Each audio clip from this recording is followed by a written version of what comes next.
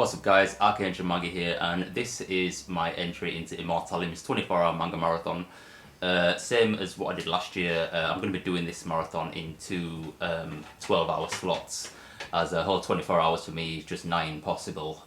It's just unfeasible for me. I've never been able to stay awake for 24 hours, so unfortunately each 24-hour manga marathon I do will most likely be two 12-hour slots unless specified otherwise, which obviously Owen doesn't mind, as that's what he did as well. So yes, this is my second time doing this. Last year, it doesn't even really seem that long ago, a year ago now. It's been since I did my first manga marathon, and I still haven't even reviewed all the manga that I spoke about in that video. But yeah, so how he did it, it's kind of similar to last year. I've got all the rules. I'll tell you the time now. The time is actually, hold on, move shadow, watch out. Whoops. The time is now, oh god, Siri, get out of my way. 12:37. So yeah, I'm giving myself some good time, starting at a good time. I actually wanted to start a little bit earlier in the morning, but I had a few things to do. So the rules are kind of the same. 3 mandatory categories and then like 6 optional categories. So I'm going to be doing obviously the 3 mandatory, and then probably doing a few others as well. So I'm going to start with your favourite manga. Now, how I'm going to do this is, the thing is, I don't have an actual one definitive favourite manga, so I'm just going to pick one of my favourite manga, a manga that I consider to be one of my favourites, and what I'm going to be reading this year is 2 volumes of What a Wonderful World by Inio Asano. I absolutely love this manga. I loved it the first time I read it. As you can see, I've got it labelled there, fave manga, just so I didn't get confused. So yeah, I'm going to be reading the 2 volumes, both of them. It shouldn't really take me too long, as they're just kind of, like just under 200 pages each. So it shouldn't really take me too long, and I don't remember it being too word heavy. So I'll be back shortly with my renewed opinions on this amazing series. Alright, so the time is now, for God's sake, 2:51. It's the 25th of January, so I'm still obviously within the time. I've just finished reading, or rereading should I say, Inio Asano's What a Wonderful World, which I believe is actually his first published work. And after rereading it, I liked it a lot more than the first time I read it. The first time I read it, like 2 years ago, I wasn't familiar with Asano's style.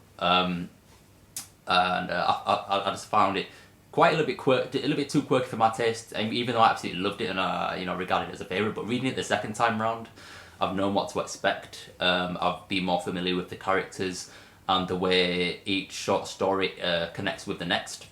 As this is what this is. It's a series of short stories told in and around, all completely within the same town, in the same locations, about how different people's lives interconnect. It's kind of like that film Crash, but better. And basically, it deals with the mundane struggles that people tend to face in everyday life.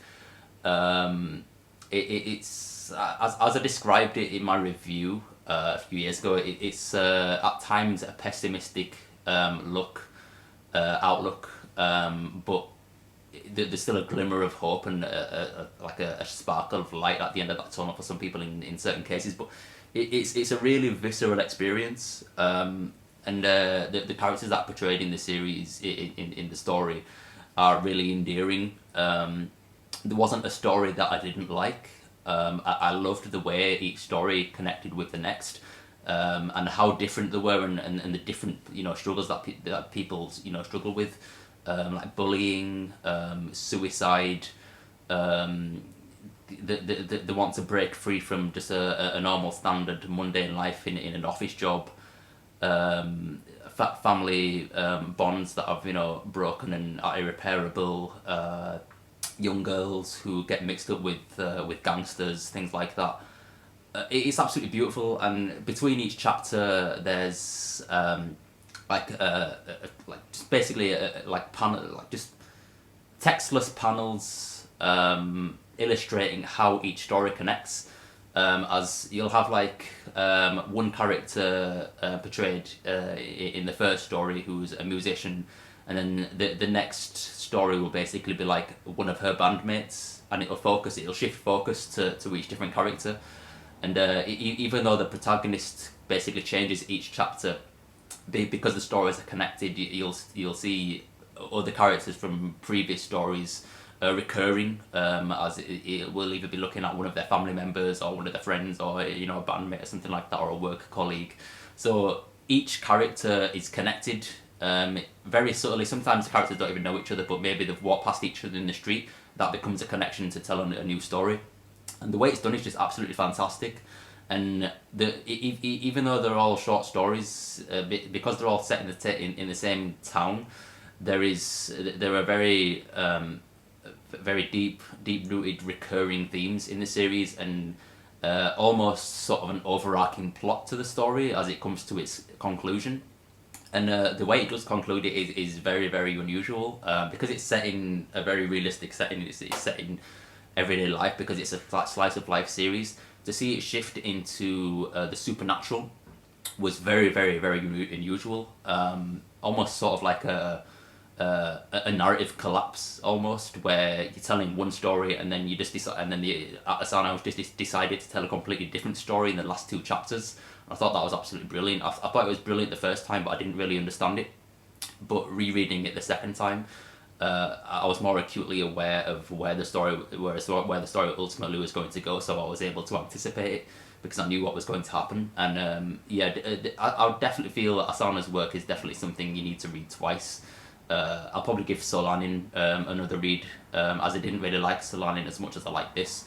But because I've liked this, a lot more the second time, I'm probably going to give Solanin another read, in the coming months, because I might find that I enjoyed that a lot more than I did the first time, as I did with this. So yeah, it's actually a rare time that I've reread a manga and liked it more than I did the first time. So yeah, that's what a wonderful world. Right, so the next thing I'm going to read is going to be from the category manga that you have no interest in reading. This is a manga that I actually bought quite a while ago, in one of the last hauls that I did at the end of last year. And that's going to be What Did You Eat Yesterday, by Fumi Yoshinaga. The first 3 volumes. I've got 3 volumes here, 1, 2, and 3. Excuse me. So yeah, I bought these volumes for 99p each, and that's solely the reason why I bought them. Just because they were simply cheap. I never had any interest in buying this series. I've heard that it's pretty good. I think co-provider actually mentioned that it was actually really good. Basically, it centers around, from what I'm aware, these 2 men on the cover here. They're in a relationship. They live together and they both enjoy cooking, I think. And it's basically just about cooking. So 2 aspects of the story that is out of my comfort zone. One, like a homosexual relationship, that's out of my own comfort zone, and cooking. I don't really enjoy cooking. I don't really watch like cooking shows or anything like that. I don't watch Hell's Kitchen or anything like that, or any cooking show for that matter. So yeah, two aspects of this story that don't really seem, to be of particular interest to me at all. So yeah, I'm going to read this and see what I think, and I'll be back with my opinions as I want to read it. As I want to finish it, should I say. Alright, so the time is now, kind of turn on the brightness on this. It's 7:46. I've just finished reading the first 3 volumes of What Did You Eat Yesterday by Yumi Yoshinaga. I think I pronounced that right. It's taken me quite a while to get through these, and I had to have something to eat in the meantime. So yeah, just a little bit over 4 hours or under 4 hours. Because I started reading this around, I think it was about 3 o'clock. So 3, 4, 5, 6, 7, yeah, over 4 hours, which is it's not actually that long, to be honest. And yeah, what did I think of this series? I actually enjoyed it. Considering it has 2 aspects of it that I didn't really have any interest in, one being cooking and the other being like a relationship between 2 men. I actually enjoyed this. It was pretty good, and I mean, I did have some expectation from it that I was going to enjoy it to an extent, as it's by the same mangaka who did Oku, which is a manga that I read for my 24-hour manga marathon last year, and I ended up really enjoying the first volume of that. So it's basically about 2 guys. Shiro, who is a lawyer, 40-something lawyer, very handsome looks for his age, and he lives with his boyfriend, who is a hairstylist. His name actually escapes me. I'm going to pull off the volume here. Yeah, Kenji, and his boyfriend Kenji. And yeah, they're living together. Kenji's a hairstylist, he's a lawyer, and it basically just kind of looks into the dynamic of their relationship and basically them. It's just a contemporary look at modern gay life, and in between each chapter is interspersed with really, really, really in-depth like cooking. So it's basically like a recipe book. You could actually use this manga to like make your own meals, as it really goes into like loads of depth as to how to prepare the meals that Shiro's cooking, because Shiro, the lawyer, really, really enjoys cooking. And basically that's what it's about. It's just about two men in a relationship who really, one enjoys cooking and the other likes eating the food. It's not really that much to it, but one thing that I did enjoy was the comedy, as the humor in the way the story is told is really, really good. And I found myself chuckling at some parts. Now, the way the story is portrayed, it's told from a realistic perspective. You know, there's not really any moments of like melodrama or you know, unrealistic, you know, story elements or anything like that. But the way the comedy is used, the art style does deform when there's, you know, like comedic moments, like the facial expressions will become very simplified, which is just very you know, very stereotypical of manga, which I really, really appreciate, because it gave the characters more likability. And that's the thing, the characters are very likable in this series. You know, Shiro is very serious, but when he kind of lets himself loose, like when he's in a good mood, his character is very likable. Kenji is the kind of, I don't want to say stereotypical gay, but he's the one who has like the kind of the gayest attributes. Like sometimes when the dialogue kind of accentuates like how he talks like as a gay guy, and kind of like he like elongates like certain words to like make it sound really gay, and it really does work for it. It works for his character, and yeah, I mean, Fumi Yoshinaga clearly has a good grasp on the LGBT, you know, community lifestyle, as she's been able to portray it with such realism. I mean, I don't have any familiarity with it at all, but from reading this, it just seems very realistic. So yeah, I did enjoy this. Will I continue reading it? I'll probably put it on the back burner for now, as the story, there's not really much to the story. It's basically just a slice of life with cooking in between, and I did find that the really in-depth cooking parts, I felt that I was kind of zoning out on them, as a lot of the ingredients I didn't really know. So the cooking parts, yeah, I found were quite boring, as cooking isn't really something I enjoy, but the actual story and getting to know the characters and the comedy is something I definitely enjoyed. But I'll probably continue more with Oku than this, as Oku has more of a cohesive story and, you know, something to actually follow. This is kind of just like a reference guide for really cool snazzy meals. So yeah, that's my thoughts on what did you eat yesterday. Now, the final of the 3 mandatory categories is going to be a manga started before 1990, and I'm going to be reading the first volume, and the only volume I actually have, of Lady Snowblood by Kazue Koike, or at least it's written by Kazue Koike, and the artwork is by Kazuo Kamimura, not somebody who I'm familiar with. But this is one of the legendary duo who brought us Lone Wolf and Cub. So I'm looking forward to reading this, and I believe that this is the inspiration. I mean, visually and aesthetically, I can see it's the inspiration for Kill Bill. So I think Quentin Tarantino has had a lot of experience, or sort of took a lot of influence from this when making his Kill Bill film, and I really enjoy the Kill Bill film, so I'm looking forward to reading this. And I think I've seen the live action version of this as well. There was a movie adaptation of this, so I think I've seen that. So yeah, this might take me up to the 12-hour mark, depending on how long it takes me to read it and how wordy it is. It's a relatively thick volume, and I believe it's also a Gekiga. This was published between 1972 and 1973, and I mean, it's Kazue Koike, one of, you know, the progenitors of, you know, Gekiga anyway, or one of the leading figures in the artistic movement. So Anyway, I'll be back with my thoughts on this once I finished it. Okay, so the time is now 13 minutes past midnight. I've just finished reading the first volume of Lady Snowblood by Kazuo Koike and Kazuo Kabimura. And I really enjoyed this. I'm super tired, so it took me longer than usual to read this, considering that this isn't really that wordy a manga. It's more driven on its art and its action scenes and things like that. And this is definitely a Gekiga work. You can very much sell that with its art style, its visual presentation, and the way the fights are choreographed. I mean, there's not really much fighting in it. It's mostly just assassinating.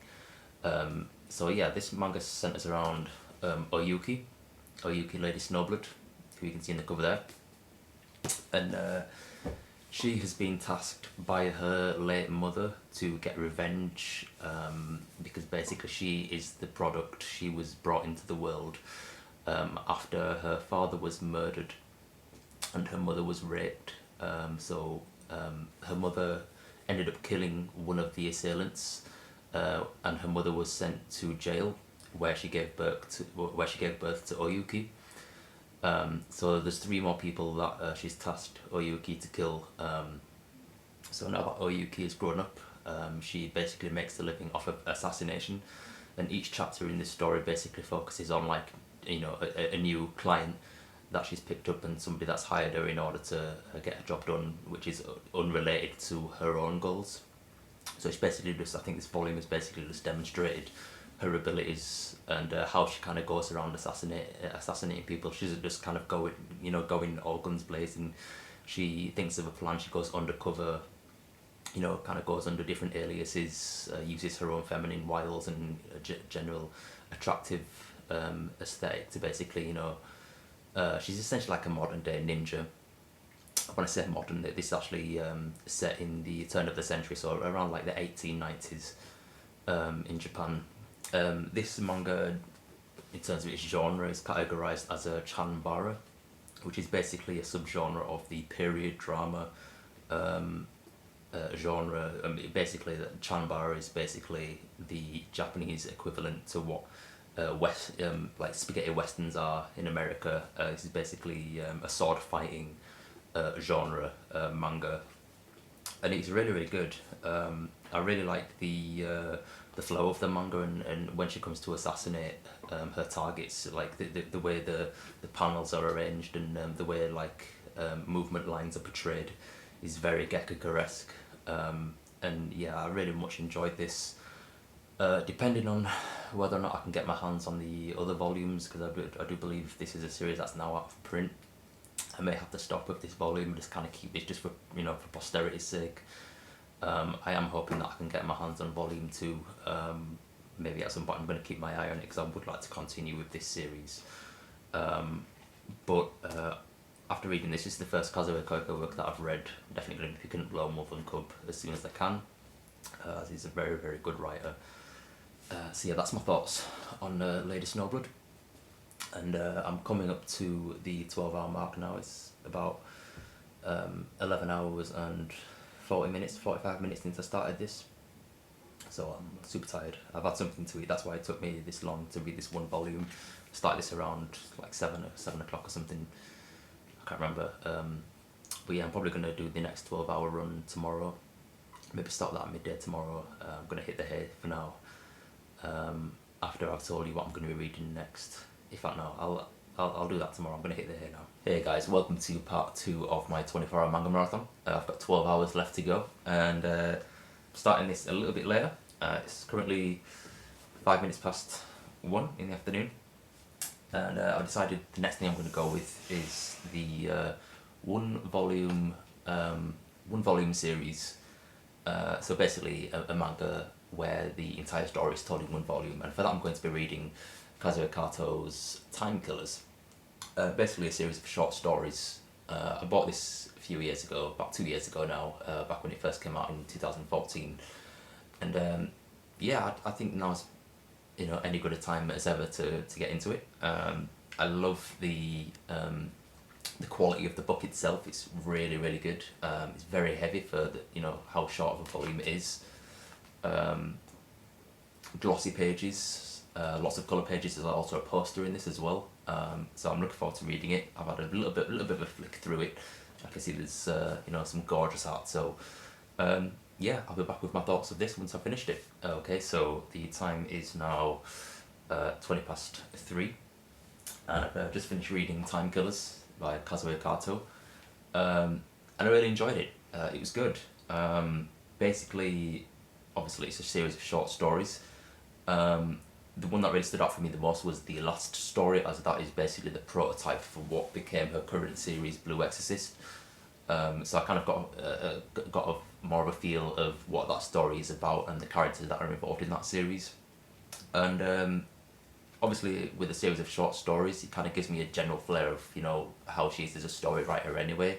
I mean, her art is fantastic. I absolutely love her art. And it may urge me to pick up Blue Exorcist, or at least a couple of volumes to kind of give it a trial and see how I feel with that series. But yeah, I mean, story wise, there's kind of a running theme with them. They're very shonen-esque. I mean, it's Shonen Jump, so the stories, they feel very formulaic.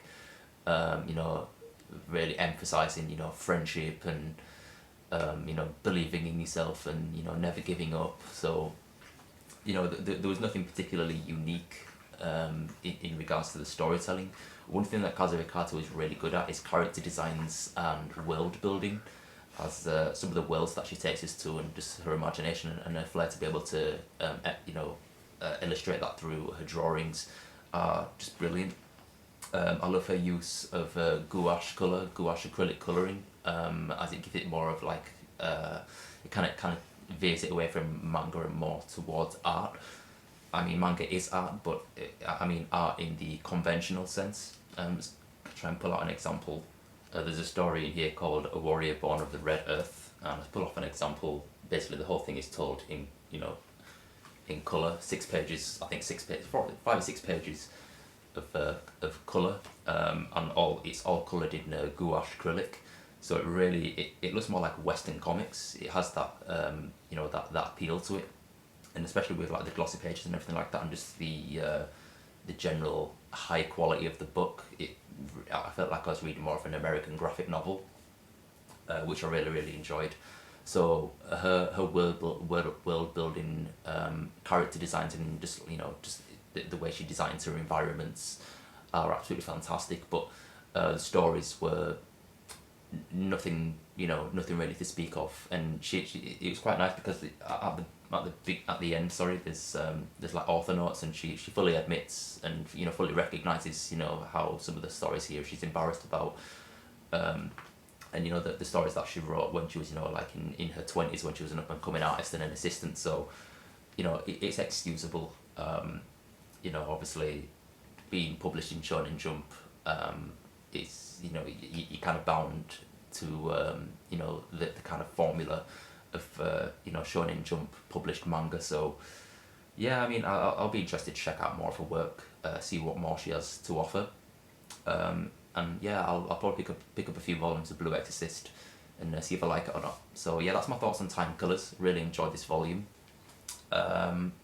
So next I'm going to be reading from the Josei category, and I'm going to be reading what Immortalium read for this category last year, I believe, and that's Insufficient Direction by Miyako Anno, who is the wife of acclaimed anime director Hideaki Anno, the guy who did Neon Genesis Evangelion and everything like that. So yeah, I'm going to read this. It's quite a thin volume, but I do believe it's quite word heavy, and yeah, I'll see where this takes me. I remember Immortalium's thoughts on this last year, so I'll see how mine compared to his, and be back with my thoughts on this. Okay, so I've just finished reading Insufficient Direction by Mayoko Anno. The time is now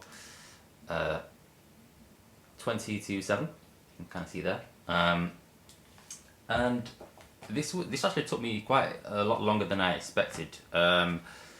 It's quite word heavy. Each page has, on average, a good 6 to 8 panels packed full of dialogue. And it's basically it's based on real people. If you can't tell, we have on the cover there Hideaki Anno, and this is basically a manga by his wife Mayoko Anno, and it's just basically telling a story from her perspective, living with a man who is a super otaku. She herself is an otaku, but she regards her husband as one of the 4 great Japanese otaku. So basically, the caricatured versions of themselves. She plays this little character down here, this baby-looking character with swirly eyes called Rompers. That's basically her version of herself, and Hideaki is portrayed as Director Kun. And it's just basically a really funny look at their life and the kind of otaku-related situations that they find themselves in. Like, pretending to be ill so they can stay in bed all day and read manga, or when they're driving around they listen to CDs with their favourite, like anime theme tunes on and things like that. And from that perspective, it's really funny. There are some funny moments in it, but because these are Japanese otaku, there is a massive disparity between a Western otaku and a true Japanese otaku. So I kind of tend to find that a lot of the pop culture references and a lot of the anime and series that they were talking about I had no clue about. So a lot of the jokes kind of went over my head. And from a Japanese otaku's perspective, they could look at me or anybody in the Western anime community who considers themselves a serious fan of anime and manga, and just see us as complete casuals essentially. And that would be a fair thing to say. I think compared to Hideaki Anno and people like them, I am all of this is it's just second nature. It's just I'm just a casual compared to somebody like this. This is an anime god who's portrayed in this series essentially. And I'm not saying it's bad or I didn't enjoy it. It's just I'm just not knowledgeable enough to enjoy it. So this is something that I think I would probably appreciate in a few years' time, after I've watched a lot more series. After I've I don't know. It's something that I think will be better appreciated in time. I think I need to kind of mature into this, kind of expand my anime and manga repertoire, and it's something that definitely I will keep with me. But from my perspective today, it's not something I could really get into, especially from because it's demographically categorized as josei. I'm not even too familiar with the josei demographic. I haven't read too many josei titles. I mean, I even mentioned in a Pink review lately that I couldn't, even though I enjoyed Pink, I didn't really have anything to compare it to because I wasn't too versed on the josei demographic. But for what it was, I did enjoy it. I enjoyed it mostly for how unbelievably surreal it is. It's incredibly surreal. And I enjoyed that. In fact, the thing that I enjoyed most about it was actually the supplementary information that this comes with in the back of the novel. It does have an extensive annotation glossary, which I really did appreciate, and also information about Hideaki Anno, basically his thoughts on reading this exact manga, and basically thoughts on his wife. And it's also has like a filmography of like things that he's worked on. So out of everything, I actually enjoyed that most because it actually provides some information that I understand and helps me understand the manga a little bit better. So perhaps reading this a second time, in a few years to come, I'll probably enjoy this a lot more.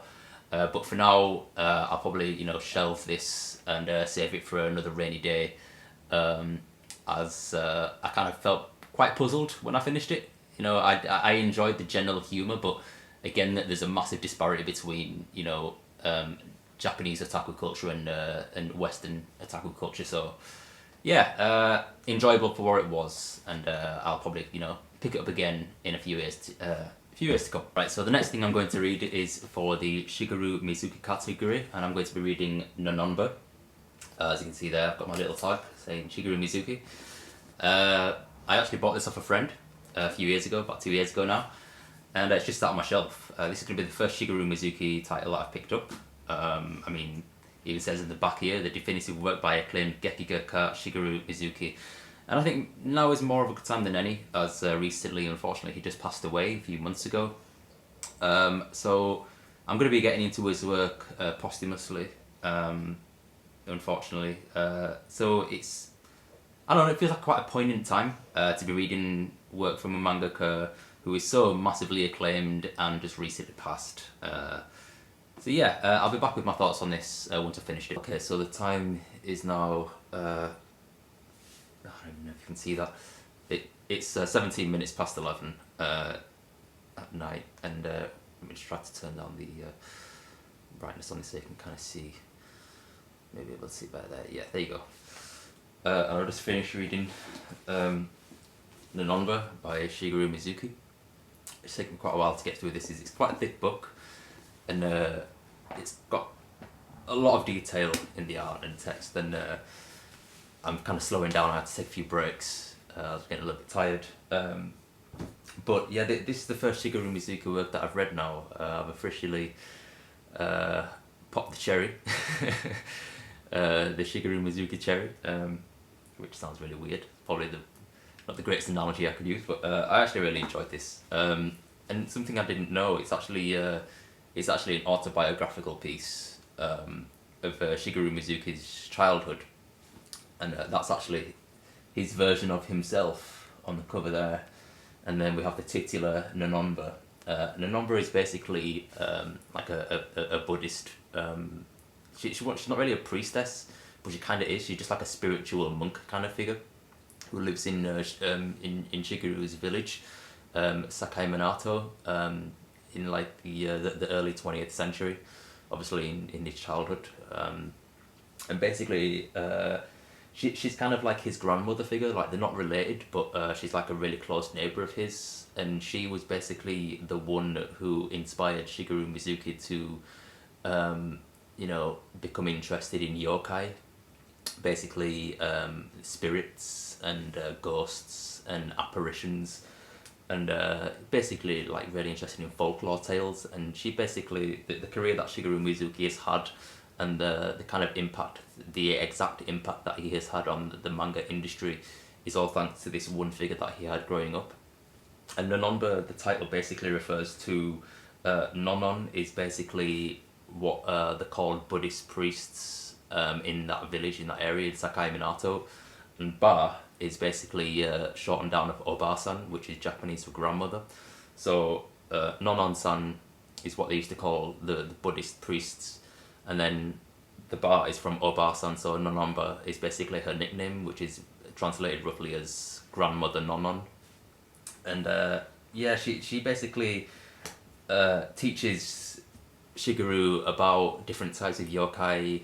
She tells him all these kind of really scary stories about people disappearing, and people getting possessed and things like that. And it just fascinates Shigeru. All the other neighborhood kids are terrified of all these stories, and like his siblings and things are really terrified of the stories, because she eventually comes to live with him because she's like super poor.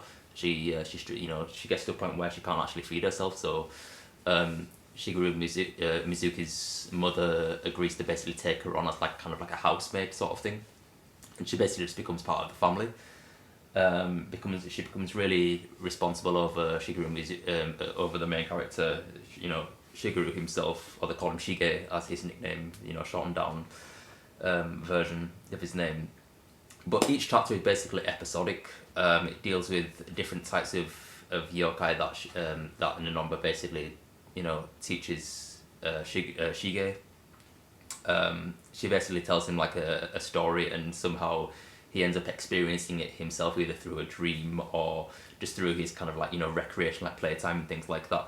But it does really kind of mix between the fantasy and the reality, and I really love how it does that. And it really emphasises that through its artwork, because the backgrounds and the environments that it's set in are extremely detailed, extremely realistic, but the actual character designs themselves are very cartoony and super deformed. And from what I've heard in reviews and things like that, and what I've read, that's very Mizuki-esque, to have like really fantastical stories told that are on the cusp between the realistic and the surreal. So I really, really like that aspect of this. I really enjoyed this story. I'm really looking forward to reading Onwards Towards Our Noble Deaths, which is the other Shigeru Mizuki work that I have. I decided to pick this over that because I thought that this would have been more not so serious. It's actually, in certain parts it's quite funny, but also in other parts it's still quite serious. Like there's it's set in a really poor village, so a few of Shigeru Mizuki's friends actually end up passing away, and just through certain things, like like one of his childhood friends gets the measles and she ends up dying, and it really does kind of show how difficult it was to live back in those times. So ultimately, Nanonbo was a series I really enjoyed. It was very bittersweet. It showed how his childhood was actually really hard, and living in extreme poverty, because that's essentially what it was. And how Nanonba, this grandma figure, was kind of his escape from a tough reality. And obviously he turned that into a career, and obviously he had a very successful career. So I think it was actually a really good place to start out, because it kind of taught me about the author himself. So any work that I kind of get into in future, whether it's Almost Towards a Noble Death, or maybe I'll pick up from Kitaro, then yeah, I'll kind of be more knowledgeable about him. This is kind of a nice place to start, I feel, as I was kind of wondering whether or not I should start with Onwards Towards a Noble Death or this, but I decided to go with the more light-hearted work, because the next thing I'm going to be reading is very dark, and I think, given the time, I think the marathon ends at around 1 o'clock in the morning for me, so I think this is the last thing I'm going to be reading for the marathon. And it's going to be a shonen series that isn't a battle manga, that isn't battle focused. Now I struggled to find what I might read. I was thinking of maybe reading Tsubasa by Clamp, but I do think that it does have elements of battle, so I left that alone. And then I realised that I have the first volume of Welcome to the NHK, which is demographically categorised as a shonen, funnily enough, even though it says parental advisory on the back, and it says M for mature, 18 plus only, as it deals with some really sensitive issues. Demographically, I do believe it's still categorised as shonen, so I'm going to read this first volume, and yeah, I'll be back with my thoughts once I've read it. Okay, so the time is now 22:01, so I'm finishing the marathon a little bit early. I think I'm probably cumulatively probably about half an hour, so 23 hours and 30 minutes around that time. So yeah, I've just finished reading the first volume of Welcome to the NHK. Absolutely fantastic. This is probably the most funniest but depressing manga I've read in a long time. This is obviously just my first impressions of the series as a whole. This is an 8-volume long series, so I only have the first one. And it basically centers around Sato, Tatsuhiro or Tatsuhiko Sato, his exact name escapes me, and he's a hikikomori, basically a shut-in. He dropped out of college 4 years prior to the story beginning, and since then he hasn't left his apartment. He's basically indulged in nothing, just his otaku lifestyle. And then basically somebody knocks on his door, 2 missionaries basically trying to save him, 2 religious basically people, and they're holding a pamphlet that is very relevant to his cause. I basically ask him, are you a hikikomori? And that's where he first meets this girl, Misaki, and she basically, she's very intrigued by him. She wants him to join her project, to basically cure him of being a hikikomori and basically reintroduce him to human civilization, as it would. Meanwhile, Sato is basically trying to analyse why he is the way he is. He's extremely paranoid. He takes illegal drugs. Basically, does everything that could. He's just completely self-destructive. And he believes he's part of a conspiracy by the NHK, which is basically Japan's version of the BBC. It's their national broadcasting company. And he believes that because NHK has aired some really popular anime like Nadia and whatever else. He believes that NHK are basically conspiring against the younger generation to turn the younger generation into otaku and hikikomori. So yeah, he agrees to, he signs a contract with Misaki to basically cure him of his otaku-ness, but it just starts going horribly wrong, and he ends up telling loads of lies and kind of spiraling into a self-destructive world.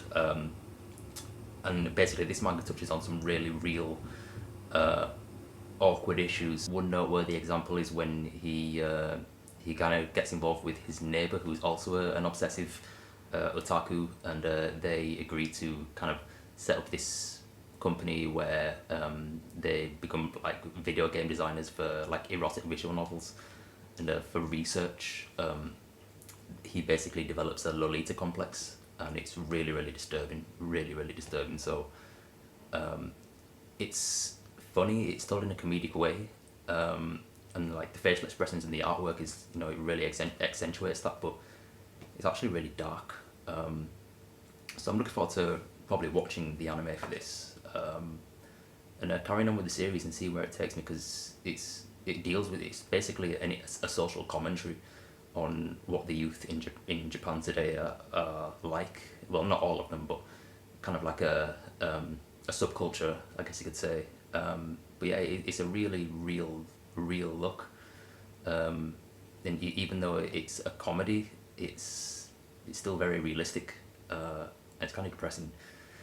But yeah, that about wraps up my 24-hour manga marathon. I enjoyed it. It was good. I'm obviously really tired, so yeah, I'll probably end up doing this next year again. Hopefully with some different titles. If you've enjoyed it, be sure to, you know, leave thoughts in the comment section below. Also, if you're interested in buying any of these titles, be sure to click on my book depository affiliate link, which is in the description below as well. I get commission off of every sale. Book depository is awesome. Free worldwide shipping, you know, great selection of manga on there. I use it myself. Although Welcome to the NHK is massively out of print, so you don't want to be spending too much on that. But yeah, thank you.